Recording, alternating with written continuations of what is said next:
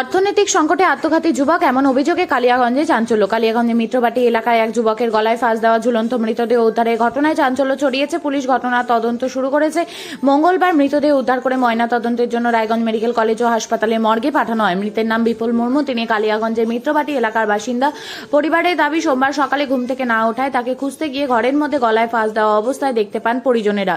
পরিবারের প্রাথমিক অনুমান, দীর্ঘদিনের অর্থনৈতিক সমস্যার জেরেই তিনি এই চরম সিদ্ধান্ত নিয়েছেন। মৃতের কাকা পরিমল মুর্মু এমন অভিযোগ করেছেন। পুলিশ অস্বাভাবিক মৃত্যু মামলা রুজু করে তদন্ত শুরু করেছে। আপনার নাম? পরিমল মুর্মু। কে মারা গেছে? আমার ভাস্তা মারা গেছে। কি নাম? বিপুল মুর্মু। কিরকম বয়স? 22 বছর। কোথায় বাড়ি? মিত্রবাটি, কোন গ্রাম পঞ্চায়েত?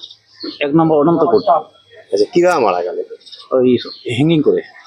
কি ঘটনাটা বলুন, কি হয়েছিল, কিভাবে জানতে পারলো বাড়ির লোক? জানতে তো পারে না, ওই অত বাড়ির পরিবার একটু অভাবে চলছে তো। তারপর একটা এই ছেলে কাজ করার নাই, অভাবের কারণেই সে সুসাইড করেছে। কি রাত্রিবেলা নিজের ঘরে? আর নিজের ঘরেই। আর জানতে পারলো কি পরের দিন সকালে? আর সকালে যখন ঘুম থেকে উঠছেন, লেট উঠছে, তখন এই মা বাবাই গিয়ে দেখছে যে এরকম হয়েছে। সোমবার সকালে জানতে পারলো? সোমবার সকালে। কালকে কি দেরি হওয়ার জন্য প্রশ্নটা হয়? কালকে দেরি হওয়ার জন্যই পোস্টমর্টম হয়নি। এমনি আর কোনো কারণ জানা গেল? আর কোনো কারণ নেই।